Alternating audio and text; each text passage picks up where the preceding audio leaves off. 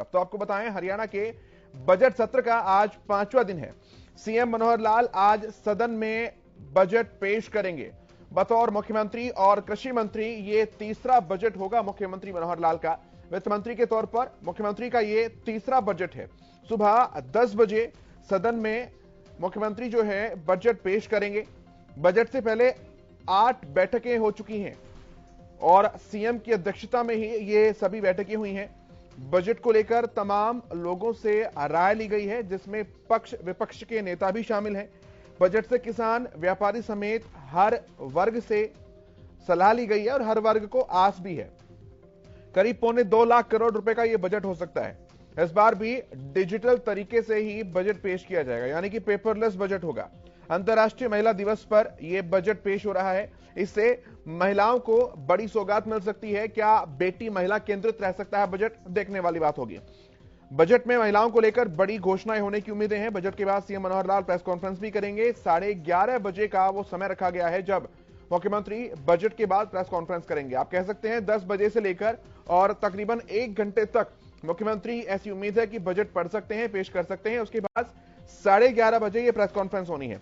विधानसभा में स्थित committee room में ये प्रेस कॉन्फ्रेंस होगी। बजट के बाद नई परंपरा के अनुसार फिर अवकाश भी रहेगा। इस बार बजट को समझने के लिए, उसका विश्लेषण करने के लिए समय भी दिया गया है। 3 दिन का अवकाश और 2 दिन शनिवार और रविवार की छुट्टी, कुल मिलाकर 5 दिन का समय पक्ष विपक्ष के नेताओं को दिया गया है ताकि वो इसे का अध्ययन कर सकें। 14 से 16 मार्च तक बजट पर व्यापक चर्चा होगी और 22 मार्च तक ये विधानसभा का बजट सत्र चलेगा। 10 बजे मुख्यमंत्री पेश करेंगे। 1 घंटा और 55 मिनट का तकरीबन समय है। तब तक हम लगातार जुड़े हुए हैं, चर्चाएं कर रहे हैं और हर बारीक अपडेट आप तक लगातार पहुंचा रहे हैं। फिलहाल चंडीगढ़ की क्या कुछ तस्वीर है, कब मुख्यमंत्री रवाना होंगे और फिलहाल क्या कुछ हलचल है, ये जान लेते हैं। चंडीगढ़ से हमारे संवाददाता रवि कालीरमण हमारे साथ जुड़े हुए हैं। रवि, अपडेट्स चाहेंगे सबसे पहले तो आपसे दिन की शुरुआत की। बिल्कुल केशव, देखिए हरियाणा के मुख्यमंत्री और वित्त मंत्री जो है कार्यभार देख रहे हैं और इसी पर हरियाणा का बजट सत्र जो है वो शुरू हो 4 तारीख, माफ कीजिएगा 2 तारीख से शुरू हुआ था और 22 मार्च तक पूरा बजट सेशन चलेगा। 2022-23 का जो बजट है वो आज 10 बजे मुख्यमंत्री बतौर वित्त मंत्री पेश करेंगे।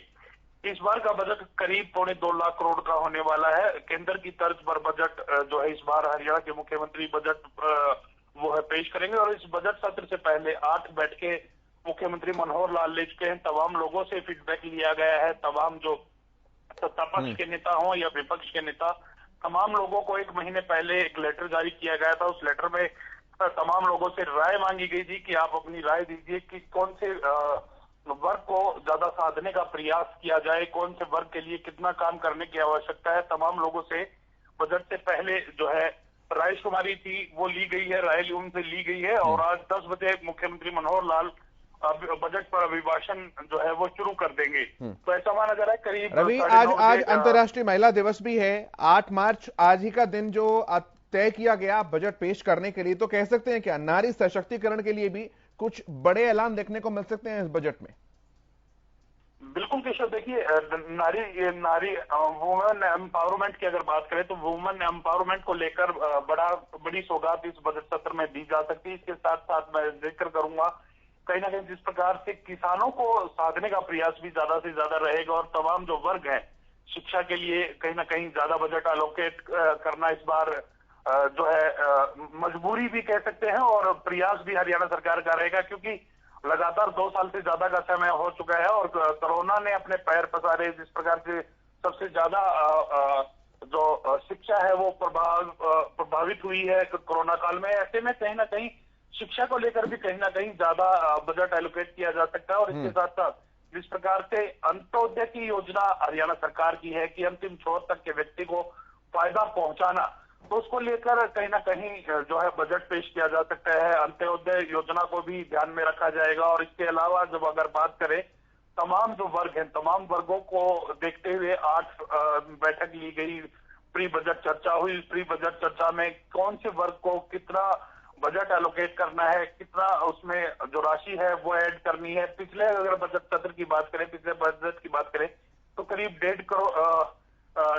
150 करोड़ के आसपास का जो है वो बजट था और इस बार 2.25 2 लाख करोड़ के आसपास का जो है वो बजट हो सकता है। तो कहीं ना कहीं अपने आप में एक बड़ा बजट जिसको कह सकते हैं, मुख्यमंत्री बतौर वित्त मंत्री तीसरा बजट पेश करने जा रहे हैं। तो तमाम वर्गों को साधने का प्रयास हरियाणा सरकार करेगी। तमाम जो लोग हैं हरियाणा के, जो लोग हैं, अगर टैक्स की बात करें तो टैक्स पर कोई बदलाव नहीं किया जाएगा फिलहाल, तो ये ऐसे संकेत मिल रहे हैं और मुख्यमंत्री की तरफ से साफ कर दिया गया इस बार का जो बजट सत्र है, इस बार का जो बजट है वो लोक कल्याणकारी होगा। तो अपने आप में जिस प्रकार के संकेत मिल रहे हैं, तो इस बार का बजट पिछले साल के बजट से भी काफी ज्यादा होने वाला है जी। निश्चित तौर पर ऐसा है। 10 बजे मुख्यमंत्री बजट पेश करेंगे, उससे पहले क्या कुछ रूटीन, क्या कुछ शेड्यूल है मुख्यमंत्री का, ये जानकारी भी चाहेंगे आपसे रवि। बिल्कुल केशव, देखिए 9:30 बजे के आसपास जो है मुख्यमंत्री सीएम आवास से निकलेंगे। उससे पहले जो है बजट की जो फाइलें हैं उन पर साइन किए जाएंगे और तमाम जो लोग हैं उनको, जो अधिकारी है उनको मुख्यमंत्री आवास पर बुलाया गया है ताकि बजट में किसी प्रकार की कोई कमी ना रहे, किसी प्रकार का कोई संशय ना रहे। तो ऐसे में कहीं ना कहीं ज्यादा से ज्यादा लोगों को साधने का प्रयास जो है बजट में रहेगा। 9:30 बजे सीएम आवास से जो है मुख्यमंत्री मनोहर लाल निकलेंगे और उसके बाद विधानसभा जाएंगे। तो करीब 10 बजे अपना अभिभाषण जो है वो शुरू हो जाएगा। इस बार बजट सत्र के दौरान जिस प्रकार से हम देखते थे प्रश्नकाल के साथ लगभग शुरुआत होती थी, तो इस बार सीधा बजट अभिभाषण पर चर्चा होगी और इसके बाद मुख्यमंत्री मनोहर लाल की अगर बात करें तो वो एक प्रेस कॉन्फ्रेंस करेंगे। प्रेस कॉन्फ्रेंस जो है 11:30 बजे विधानसभा के कमेटी रूम में होगी और तमाम जो लोग हैं हरियाणा को, उनको आसान और सरल भाषा में बताएंगे कि इस बार का बजट किस प्रकार से पिछले बजट से अच्छा है और कहीं ना कहीं इस बार का बजट 2.25 लाख करोड़ रुपए का होने के अनुमान जो है वो लगाया जा रहा है। तो अपने आप में तमाम जो वर्ग है उनको साधने का प्रयास किया जाएगा। अंत्योदय की योजना है उसको साधने का प्रयास किया जाएगा, क्योंकि अंतिम जिस प्रकार से हरियाणा सरकार की कार्यशैली रही है, अंतिम पंक्ति में अंतिम व्यक्ति तक जो है तमाम जो लाभ हैं वो मिले, कैसे वो लाभ मिले, तो उसका रूपरेखा जो है वो पहले तैयार कर ली गई थी। तमाम जो बजट प्री बजट चर्चाएं हुई थी उसमें तमाम जो बातें थी वो क्लियर कर ली थी।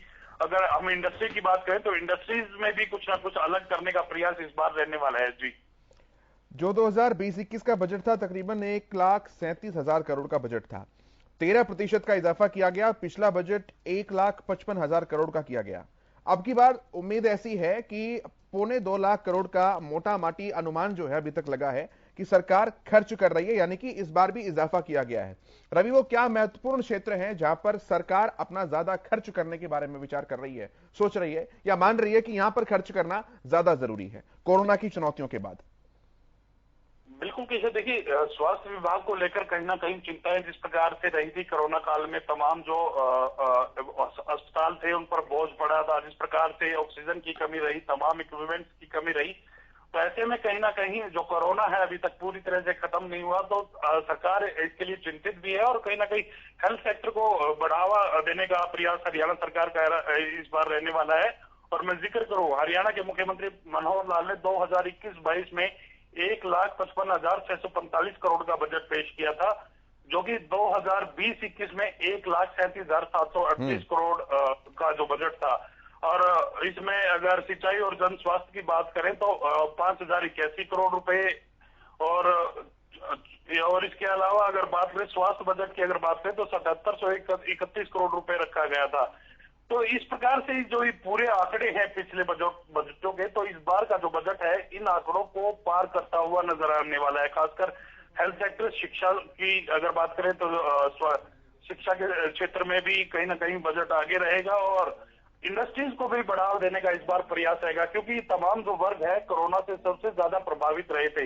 इन तमाम वर्गों पर फोकस ज्यादा किया जाना माना जा रहा है कि इन तमाम वर्गों पर इस बार जो फोकस है वो ज्यादा किया जाएगा। और इस बार का जो बजट वो करीब 2.25 लाख करोड़ का होने का अनुमान इसलिए जताया जा रहा है क्योंकि तमाम जो इंडस्ट्रीज थी इनमें लगातार घाटा हुआ है और कोरोना के बाद तमाम जो इंडस्ट्रीज थी वो बंद रही, हेल्थ सेक्टर प्रभावित हुआ, शिक्षा प्रभावित हुई। ये 3 सेक्टर ऐसे हैं, टूरिज्म प्रभावित हुआ, तो ये 3 से 4 सेक्टर ऐसे हैं जो सबसे ज्यादा इन सेक्टरों में नुकसान हुआ है। तो इन तमाम वर्गों को जो घाटा है उसको पाटने का जो है कहीं ना कहीं प्रयास किया जाएगा और अपने आप में जिस प्रकार से मुख्यमंत्री संकेत दे रखे अंत्योदय तक जो है प्रयास किया जाएगा, पंक्ति में खड़े अंतिम व्यक्ति तक को साधने का, इस बजट से साधने का प्रयास किया जाएगा और इस बार का बजट लोक कल्याणकारी होगा, ऐसा मुख्यमंत्री मनोहर लाल कह रहे हैं जी। जी, निश्चित तौर पर। ठीक है रवि, आप नजर बनाकर रखिए। बहुत शुक्रिया आपका इन तमाम बातचीत और जानकारी के लिए। आपसे अपडेट्स हम लगातार लेते रहेंगे। तो संवाददाता रवि कालीरमन जिस तरह से जानकारी दे रहे हैं, करीब 9:30 बजे के आसपास मुख्यमंत्री आवास से जो है सीएम मनोहर लाल रवाना होंगे और उसके बाद वो सीधे विधानसभा जाएंगे। प्रश्नकाल नहीं होगा अभी। 10 बजे सीधे बजट पेश करेंगे सदन में मुख्यमंत्री मनोहर लाल और तकरीबन 1 घंटे की उम्मीद है कि 1 घंटे तक वो बजट पढ़ेंगे, उसके बारे में जानकारियां देंगे, सारी योजनाएं बताएंगे। बजट पेपरलेस ही होने जा रहा है, यानी कि पूरा डिजिटल बजट रहेगा। और उसके बाद 11:30 बजे जो विधानसभा का ही कमेटी रूम है, समिति कक्ष है, वहां पर प्रेस कॉन्फ्रेंस भी मुख्यमंत्री करेंगे, जहां से हमारे जो प्रेस के साथी हैं उनसे वो मुखातिब होंगे और सवाल जवाब का दौर जो है वहां पर चलेगा। तो ये पूरी रूपरेखा है और इस पर लगातार हम नजर बनाए हुए हैं। लगातार हर बारीक अपडेट्स आप तक पहुंचाते हम रहेंगे। करीब 2.25 लाख करोड़ का यह बजट हो सकता है, ऐसा अभी तक अनुमान निकलकर आया है। हालांकि इस बार सरकार के सामने चुनौती इस बात की है कि किसी तरह से राजस्व खर्च को तो कम किया जाए और पूंजीगत खर्च जो है वो उसे बढ़ावा दिया जाए। प्रदेश सरकार का कुल मिलाकर 75% हिस्सा जो है वो राजस्व खर्च पर लगता है, जो रेवेन्यू डिपार्टमेंट्स है वहां पर लगता है, यानी कि जिसमें आप पेंशन भत्ते शामिल हो सकते हैं, सरकारी भत्ते शामिल हो सकते हैं, तनख्वाह शामिल हो सकती है। सरकार की कुल कमाई का 75% वहां पर खर्च होता है। मुख्यमंत्री की और सरकार की यह सोच है कि जो पूंजीगत खर्च है वो ज्यादा से ज्यादा वहां पर खर्च किया जाए।